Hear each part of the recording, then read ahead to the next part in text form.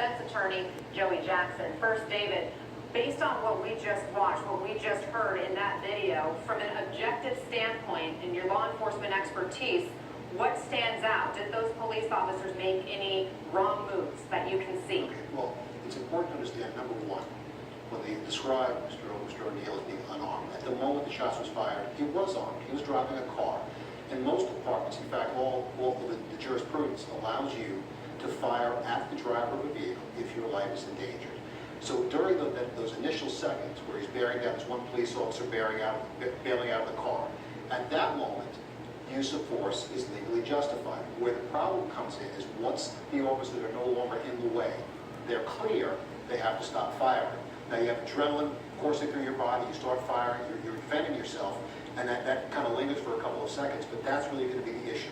At what point should the officers have stopped firing because they were no longer at risk? There were other officers down the street, perhaps that was a justification, but typically is if your life is in danger, whether it's by an armed suspect or a person driving a car, you can fire in defense of your life or a fellow officer or a member of the community. Once that threat is removed, you have to stop.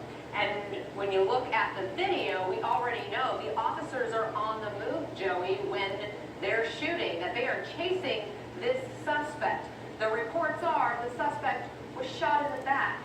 Is there enough that we know so far to lead to a prosecution? Well, Anna, we don't know just yet, but from what I see, I can tell you it's very disturbing. Let's talk about the legal and then let's talk about the practical. From a legal perspective, you look at three things. Where is the immediacy of the danger? David Katz speaks to the issue of if you feel your life is in danger, you are in a police car or stepping out of it. Is the driver looking to run you over? And is it necessary or otherwise appropriate to move up to the level of lethal force at that point? Particularly when departmental regulations in Chicago forbid shooting at a car that's moving. And so the issue immediately will become, did you think you were going to die? That's the standard. And if the answer is no, it's trouble. Then you move to the question of the proportionality of the force, Anna. Why were there repeated shots, repeated shots, repeated shots? The car is driving away. You cannot reasonably argue, whether you're a prosecutor or a defense attorney, when a car is moving away from you, that there's any type of danger, so why are you shooting? And then you get to the point of reasonableness. Is your conduct reasonableness? Now, look, is it reasonable? Now, looking at all those three factors, again, it's under investigation. I get it, I understand. But to this point, it's quite troubling. Now we move to the issue of he's out of the car and he's now moving. That is Mr. O'Neill, the teenager who shot. What would give the officers the justification at the time that the fatal shot was fired, which we don't see, to fire the shot in the first instance? A person's running away. Were you being shot upon? Were you being attacked? Were you otherwise endangered? That's the analysis that has to come. So will there be a prosecution? I do not yet know. It obviously needs to be vetted and looked at more closely. But from what I see here, I have to tell you that it's significantly troubling that someone's dead, and you have to ask yourself, did that have to happen? Should there not be some use of force continuum where lethal force is the last resort, not the first? And activists are also upset not just about the lethal force, but what happened after the shooting and that portion that we do see in the video. Let's watch.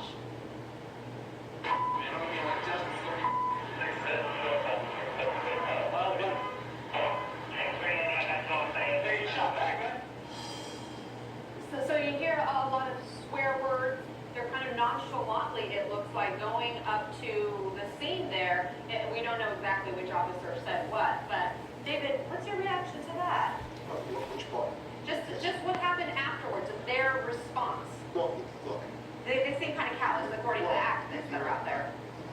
Frankly, what the perspective of the activists really isn't the issue. The issue is, as Joey mentioned, what was in the state of mind of the police officer during the shots? And Joey, although you're hugely brilliant and you're right on point, a couple of things I need to just tweak a little bit.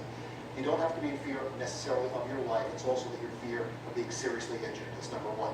Number two, you don't have to delve into the mind of the person who was driving towards you. If you are at risk, that's enough. The question is, what, as Joe mentioned, once that reason to defend yourself disappears, where's the justification? Did he lunge? Did he reach in an area commonly used to secrete a weapon? We don't know that because the camera's absent. So that's the question. But as it appears now, there's no justification based on a typical self-defense, the law enforcement self-defense scenario to support that, but we have to wait until we know a little more. Joey, how big of a deal is that missing link, that piece of video, which would be the officer's body cam, the officer who fired the fatal shots? I mean, obviously you want to evaluate all the information that's before you, but you know, in looking at everything, you have to question why there was being shot, what shots fired to begin with. And I beg to differ on the issue of whether you feel you're going to die. You're in a car, the car is stolen. It does not appear to me that the officer is, you know, serious injury. Where's the serious injury coming from? Where? And so why would you fire? And so that's going to be questioned. And then moving to why, in fact, the shot was, you know, why were they shot and killed at the scene? Of course, we don't see that. It would be important to know. But then you look, and medical evidence is important too. Where's the trajectory of the bullet? If it's in the back, as reports suggest, it becomes further problematic. And then, just talking about one other thing on it, if I can, I think now what you have to look to is the transparency of any type of investigation. I certainly applaud them for allowing the videotapes to be released so the public can see it. But now to the hard question of rolling up the sleeves and finding out what happened, I think across the country you need independent investigations so the community can rely upon the actual result. You don't need a particular entity that works with the police, that oversees the police, to actually be looking and viewing this. I think you need some outside entity to do it. It'll foster and engender a greater trust within the community. All right, Joey Jackson, David Katz, thank you both.